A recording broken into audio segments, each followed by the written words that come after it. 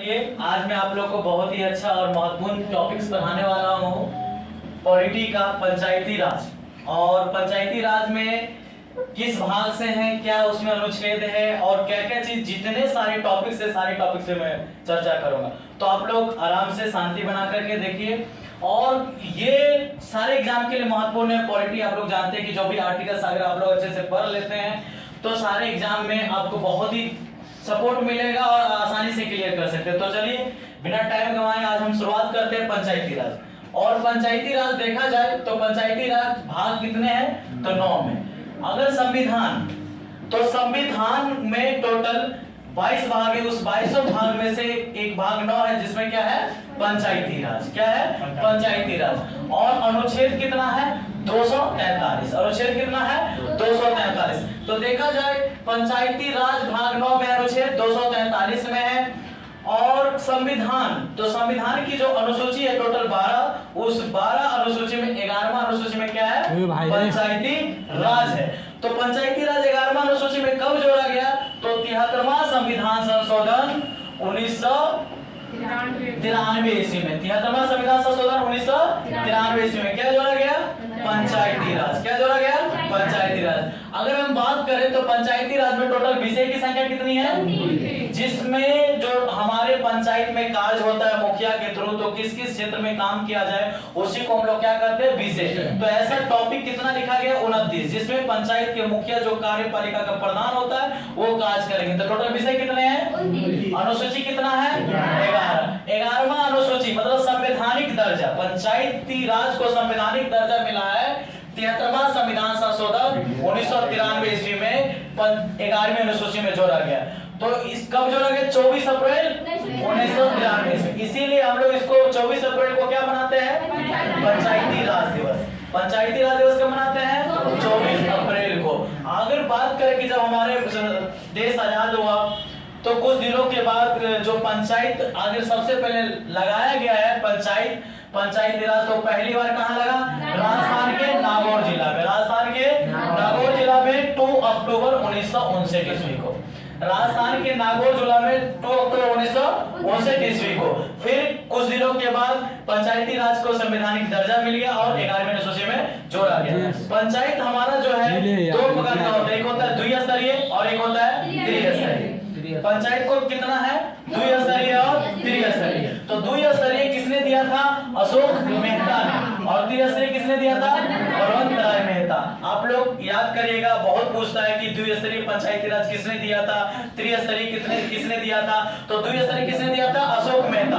कितने ईस्वी में, 1977 में। द्विस्तरीय अशोक मेहता दिया था 1977 ईस्वी में, और त्रिस्तरीय दिया था बलवंत राय मेहता कितने ईस्वी में, 1957 ईस्वी में।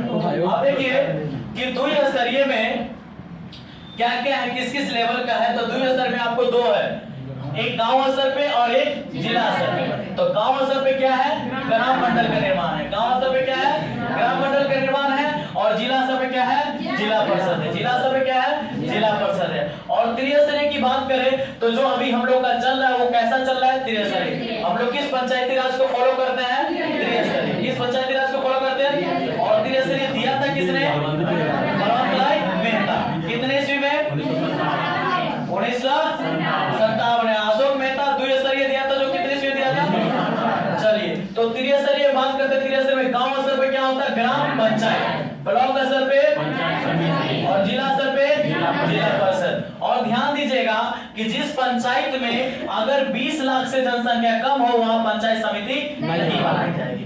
मतलब क्या, ग्राम पंचायत होगा, जिला परिषद होगा, लेकिन पंचायत समिति नहीं होगी। क्या, 20 लाख से जनसंख्या कम हो तो। चलिए आगे देखिए, ग्राम पंचायत, पंचायती राज में क्या है, कार्यपालिका का प्रधान कौन होता है, मुखिया। कौन होता है, मुखिया। मुखिया के नीचे कौन होता है, वार्ड सदस्य। मतलब मुखिया कार्य किसे करवाएगा, वार्ड सदस्य। किसे करवाएगा, और ये त्याग, मुखिया जो त्याग पत्र किसको देगा, जिला पंचायत पदाधिकारी। अगर मान लीजिए किसी पंचायत में किसी कारणवश मुखिया को अपना रिजाइन लेटर देना हो तो किसको जाके देगा, जिला पदाधिकारी को। ठीक है। और न्यायपालिका का प्रधान कौन होता है, सरपंच। और न्यायपालिका में टोटल कानून कितने होते हैं, टोटल कानून कितने होते हैं, 16। चलिए आगे हम बात करते हैं ये तो पंचायत का जो मुख्य है वो चीज आप लोग देखिए कि पंचायती राज में क्या क्या चीज आया और किस किस तरीके से लगाया गया। अब हम बात करते हैं कि इसमें जो टोटल अनुच्छेद है, तो अनुच्छेद में 243 से ए से ओ तक है, तो इसमें किस किस भाग में क्या चीज उस पर मैं चर्चा करूंगा और आप लोग देखिएगा। यहाँ पे आप लोग कहने का मतलब है कि इसमें बहुत सारा ऐसा है जो हम लोग को पूछी भी नहीं जाती, तो उसको हमको क्लियर करके कोई फायदा नहीं है। जो बराबर देखी जाती है, पूछी जाती है, उसको मैं बताने जा रहा हूँ। तो सबसे पहले ध्यान दीजिएगा, अनुच्छेद कितना है? 243 से ए से कहां तक है? पंचायती राज 243 है। और कहां से कहां तक है? ए से ओ तक। तो देखिए 243 ए में ग्राम सभा क्या है? ग्राम सभा में क्या किया जाता है कि जितने भी लोगों हैं उनको अपने पंचायत में बैठाकर किसी जगह से किसी बार और उससे पूछी जाती है कि आपकी समस्या क्या है। फिर आप जो समस्या बताइएगा उस समस्या को क्या किया जाएगा? निदान किया जाएगा। किसके द्वारा?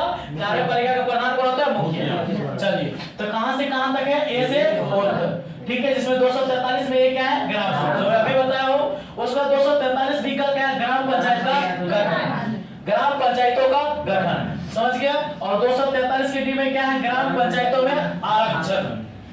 तो ग्राम पंचायत में आरक्षण मतलब सीट का आरक्षण, जैसे मुखिया होता है, पंचायत समिति होता है, जिला परिषद होता है। तो देखा गया जो आरक्षण होता है, तो आरक्षण किस में? फीमेल और मेल में। तो कहने का मतलब आरक्षण फीमेल का दिया गया कि कितना सीट होना चाहिए।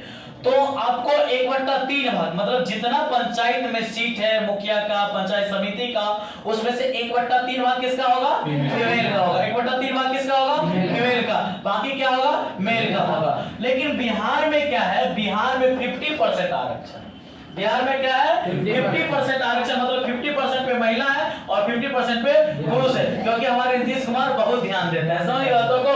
तो 50% पे क्या है? महिला और 50% पे पुरुष है। 243 में क्या है? पंचायत राज का कार्यकाल। तो पंचायती राज का कार्यकाल कितना होता है? 5 वर्ष का होता है। यानी मुखिया हो, पंचायत समिति हो, जिला परिषद, सभी का कार्यकाल कितना वर्ष होता है? तो ये कितने किस आर्टिकल में है? 243 के ई में। उसके बाद 243 के में पंचायतों के लिए निर्वाचन, पंचायतों के लिए निर्वाचन मतलब मुखिया का निर्वाचन होना चाहिए, पंचायत समिति का होना चाहिए, जिला परिषद का होना चाहिए। तो 243 के कॉम में क्या है? पंचायतों के लिए निर्वाचन। जो पंचायतों के लिए निर्वाचन का निर्णय कौन लेता है? कौन लेता है? राज्य सरकार। और करवाता कौन है? निर्वाचन आयोग। कौन करवाता है?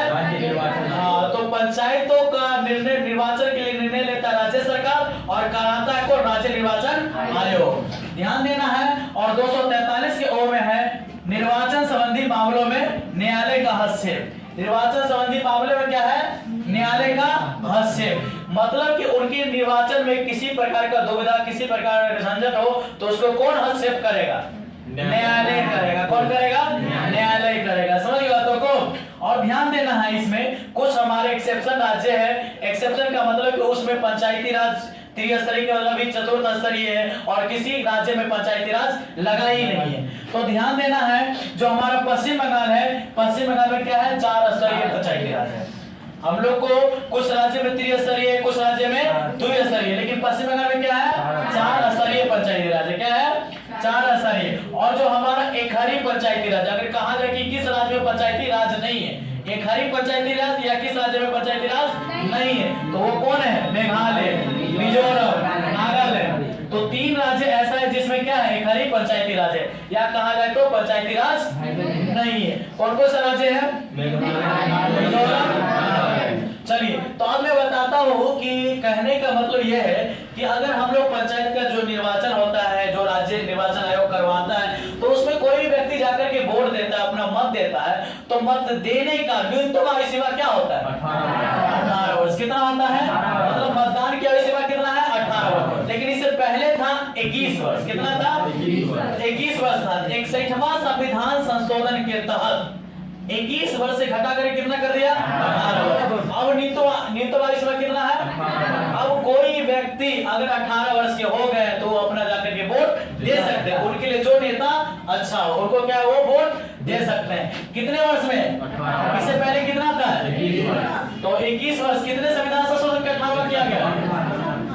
101वां संविधान। चलिए, उसके बाद पंचायत का सदस्य बनने हैं। तो सदस्य का मतलब कि आप सरपंच बन रहे हैं, वार्ड पंच बन रहे हैं, सरपंच बन रहे हैं, उसका मुखिया बन रहे हैं, पंचायत समिति, तो उसकी सदस्यता ग्रहण करने के लिए, उसका ग्रहण करने के लिए आपको न्यूनतम आयु सीमा कितना होना चाहिए?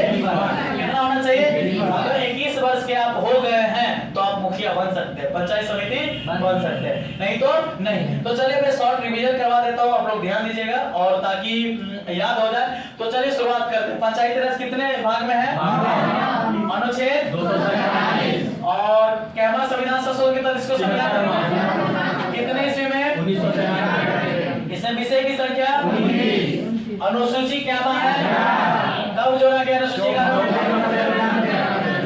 मतदान की आयु अति पंचायती राज दिवस कब मनाया जाता है? पहली बार कहाँ लगाया गया? राजस्थान में। कितने ईस्वी में? 2 अक्टूबर। अच्छा, पंचायत कितने स्तर का होता है? कौन कौन? त्रिस्तरीय कौन दिया? कितने ईस्वी में? द्विस्तरीय कितने? और बताइए कि द्विस्तरीय में क्या क्या होता है? जिला पर? चलिए बहुत अच्छा। आप बताइए पंचायत का त्रिस्तरीय ग्राम स्तर पर, ब्लॉक स्तर पर, जिला स्तर पर। अच्छा, कार्यपालिका प्रधान कौन होता है? और न्यायपालिका का? अच्छा चलिए, न्यायपालिका जो सरपंच करवाता है उसमें टोटल कितने कानून है? 16। और मुखिया जो करवाता है उसमें विषय कितने हैं? 29। चलिए बहुत सुंदर। आगे आइए, तो अनुच्छेद कितना बताए थे आप लोग? कहां से कहां तक? 243 ए में क्या है? बी में और डी में, जिसमें बिहार को छोड़कर महिला का सीट कितना है? बिहार में पंचायत बताइए 243 की में क्या है? कितने वर्षों का होता है? और 243 का में निर्णय कौन लेता है और करवाता कौन है? गुड। और 243 के ओ में है निर्वाचन। बहुत सुंदर।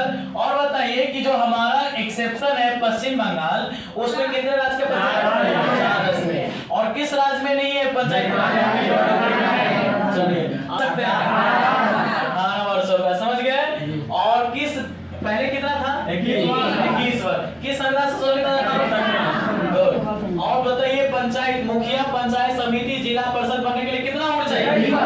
चलिए बहुत सुंदर। और मैं YouTube पर आप ये सारे वीडियो जरूर करेगा, आप लोग देखिएगा। अगर आप लोग को अच्छा लगे और समझ सके कि हम लोग पढ़ सकते हैं तो वीडियो को जितना अधिक से अधिक शेयर करें और बराबर चैनल पर बने रहने के लिए, वीडियो देखने के लिए साथ में आप लोग मेरे चैनल को सब्सक्राइब कर लीजिए और साथ में बेल आइकन का बटन दबा दीजिए ताकि कोई वीडियो अपलोड हो तो सबसे पहले आप तक पहुंचे। चलिए जय हिंद।